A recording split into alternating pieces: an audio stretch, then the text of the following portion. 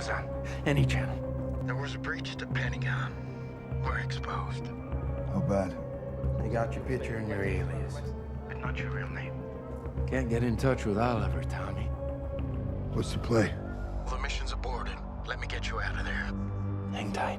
The story opens in the blistering deserts of southern Iran, where armed soldiers stand guard over two men working quietly beneath the sand, appearing to repair underground communication lines. What the soldiers don't realize is that these are not ordinary laborers. They are Tom Harris and Oliver Altman, covert CIA operatives executing a highly sensitive mission with precise timing. As Tom installs a hidden surveillance device that allows the CIA to intercept classified data from a nearby Iranian nuclear facility, a suspicious soldier approaches, gripping his rifle and demanding an explanation. The tension spikes instantly. Oliver, fluent in Farsi, calmly explains that they were hired to improve internet connectivity for government communications. When Tom reaches into his pocket, the soldiers brace for violence. Instead, Tom pulls out his phone, showing a live football match, proudly demonstrating that the internet connection now works perfectly. The soldiers' suspicion fades as they become absorbed in the game, cheering and laughing, completely forgetting their earlier concerns. With the moment diffused, Tom and Oliver finish their work and drive off into the desert, a CIA drone quietly tracking their escape from above. Once safely away, Tom signals their contact that the operation is complete. The planted device is now active, giving the CIA full access to the facility's systems. Within 12 hours, the sabotage will trigger a nuclear chain reaction, delivering a devastating blow to Iran's program. Meanwhile, in Oman, investigative journalist Luna Quay is filming a report on rising nuclear tensions between Iran and Western powers. She cuts the recording short when her phone buzzes with a message from her Pentagon source, James. He has sent her an encrypted file containing classified images of CIA operations across the Middle East, including photos directly linked to Tom Harris's mission in Iran. Realizing the explosive nature of the information, Luna immediately contacts her editor at a major European news outlet, preparing to release the story. Unbeknownst to her, the call is intercepted by Iranian intelligence agents. Determined to stop the information from reaching the public, they begin tracking her movements, intent on extracting the truth before the story can spread worldwide. Elsewhere in the region, a Taliban faction led by a commander named Rasul meets secretly with Kahil Nasir, an operative from Pakistan's Inter-Services Intelligence Agency. Their discussion reveals that the ISI has been quietly assisting the Taliban in consolidating control over Afghanistan. However, Kahil expresses concern over the group's increasing brutality. He warns Rasul to stop kidnapping educators, abusing civilians, and publicizing executions, as such actions draw too much international attention. After the meeting concludes, Kahil contacts his superior, Siraj, who delivers urgent news. Iran's nuclear facility has just been destroyed. The explosion marks a turning point, signaling that a major covert operation has succeeded, and that powerful forces across the region are about to react. Back at the safe house, Tom reunites with Oliver after completing their operation. Tom steps onto the rooftop and calls his wife, telling her that he's scheduled to fly back to London the next day. She cautiously expresses hope that he will actually come home this time, especially since their daughter's high school graduation is approaching. Their conversation reveals the strain Tom's career has placed on their marriage. His wife reminds him that the divorce papers are still waiting for his signature. Even so, Tom admits he doesn't know how to live any life other than the one he's in now. From a distance, Tom watches as the CIA remotely detonates the underground Iranian nuclear facility. The explosion confirms the mission's success. Back at CIA headquarters, the operation is celebrated as a major victory, with agents congratulating one another on a job well done. Not long after, the head of Iranian intelligence surveys the wreckage left behind by the operation. His subordinate, Farhad Asadi, informs him that sensitive information regarding the mission has fallen into the hands of journalist Luna Quay. Furious, the intelligence chief orders Farhad to retrieve the leaked material immediately, before it can be exposed to the world. Meanwhile, in Herat, Afghanistan, an elderly man named Mohammed Mo arrives at the international airport. When questioned by immigration officials about the purpose of his visit, Mo calmly explains that he works for the Red Crescent organization. Once cleared, he exits the terminal and gets into a waiting vehicle. Shortly afterward, Mo contacts Roman Chalmers, the CIA operative who hired him. Mo has been brought in to serve as a translator for an upcoming CIA mission in Herat, and in return, Roman has promised to help him locate a woman Mo has been searching for. Tom parts ways with Oliver, reminding him to wipe all remaining traces of their operation before leaving the safe house. Tom then travels to Dubai without incident, expecting to finally head home. However, his flight is unexpectedly delayed. While waiting, he receives a message asking him to meet someone before departure. The sender turns out to be Roman Chalmers, a CIA operative. Roman invites Tom to a gathering at his residence where he presents a new mission opportunity in Afghanistan. Tom immediately refuses, insisting that he needs to return home and reconnect with his family. Roman persists, assuring him that the assignment will be completed before his daughter's graduation and offers a substantial payout that could cover her future medical school expenses. After weighing the offer, Tom reluctantly agrees. Roman briefs Tom on the objective: destroy Iran's remaining nuclear infrastructure near the Afghan border. Roman also explains that Tom will be accompanied by a local translator named Mo, who will assist him throughout the mission. Meanwhile, Luna is alone in her hotel room speaking on the phone when Iranian agents suddenly storm in and abduct her. She is taken into custody and interrogated by Farhad Asadi. During questioning, Farhad presents Luna with a printed photograph of her and her daughter, making it clear that her child's safety is at risk if she refuses to cooperate. Under pressure, Luna reveals details about the shell companies the CIA uses to conduct operations across the Middle East. However, when Farhad demands specific names connected to the Herat operation, Luna insists she does not know the identities of any individuals involved. Tom is quietly dropped into Afghanistan and soon picked up by Mo, who leads him through the city to a small, rundown safe house. The building is barely standing, but it provides enough cover to stay hidden. Inside, Mo attempts to ask Tom about the nature of his mission, but Tom avoids giving a direct answer. It becomes clear that Roman never explained the full operation to Mo. His assignment was strictly limited to transporting Tom and acting as his translator. Later that evening, Mo slips out of the safe house to meet an old friend in a remote location. Few people know that Mo is considered a traitor by the Taliban, a label that would mean certain death if he were captured. Despite the danger, Mo accepted Roman's offer because he is also searching for his missing sister-in-law somewhere in Herat. After the meeting, Mo travels into the desert and visits the grave of his eldest son. He pauses there alone, reflecting on his loss before returning to the mission. By morning, the classified material Luna leaked is released across international media outlets. The reports include photographic evidence clearly identifying Tom and Oliver, exposing their covert CIA operation. Roman contacts Tom immediately with devastating news. The mission has been completely compromised, and Iranian intelligence has already tracked Oliver down and killed him. With no room left for recovery, Roman officially aborts the operation and orders Tom to evacuate Afghanistan as fast as possible. Tom is no longer just exposed. He is now being actively hunted. Multiple hostile groups are after him, including Iranian agents, the Taliban, the ISI, ISISK, and Al-Qaeda. If any of them capture him, Tom would almost certainly be sold to the highest bidder. Roman begins coordinating an emergency extraction plan for both Tom and Mo. An Mi-6 aircraft has been secured, scheduled to depart in 30 hours.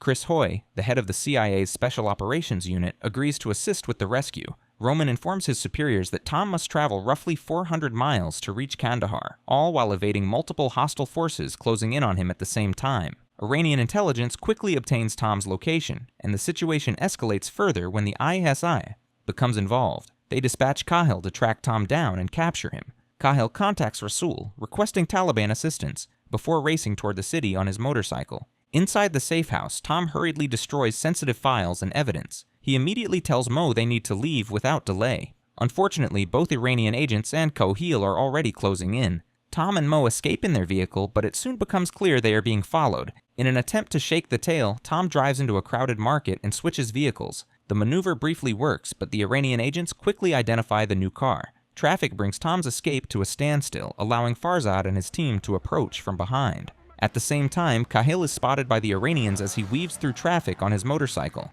Desperate to break free, Tom drives onto the sidewalk, with Kahil following closely. One Iranian vehicle blocks Tom's path, but he manages to force his way through and escape. Taking advantage of the chaos, Kahil attaches an explosive to the Iranian car. He slips off his bike during the process, but manages to detonate the bomb moments later. After the explosion, Kahil gets back on his motorcycle and resumes the pursuit, ordering Taliban forces to locate and intercept Tom's truck. Tom veers off course, attempting to lose his pursuers, but his escape is abruptly cut off when a Taliban vehicle blocks the road ahead. Gunfire erupts immediately. With no other option, Tom slams his car directly into the Taliban vehicle and forces his way through, speeding off once more. The escape comes at a cost. A bullet strikes one of the tires, causing the car to grind to a halt in the middle of the road.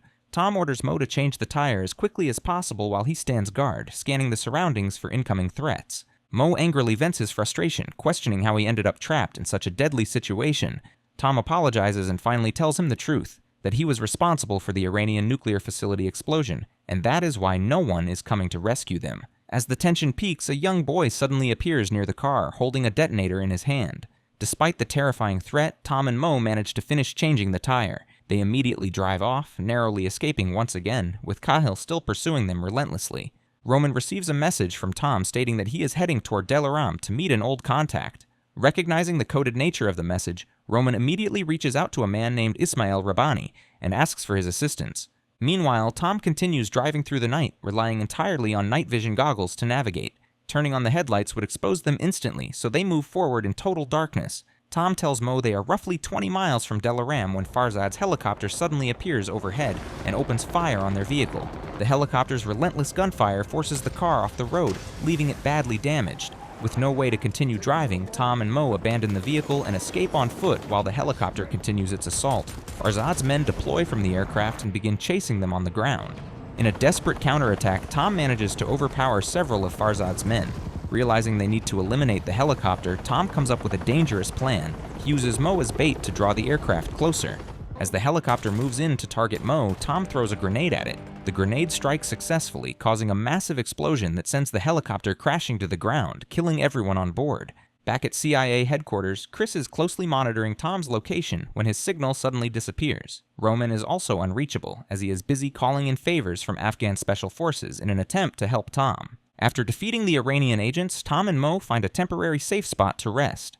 In a quiet, human moment, Tom gives Mo his jacket so he can pray and shares his food with him to break his fast. As they rest, the two talk about their families. Mo opens up about his son, who was killed during an attack in Herat. At daybreak, Cahill arrives at the crash site and examines the remains of the destroyed Iranian helicopter. Meanwhile, Tom and Mo are suddenly ambushed by armed men. After explaining who they are escorted to a nearby camp. Mo is stunned when he realizes whose camp they've been taken to.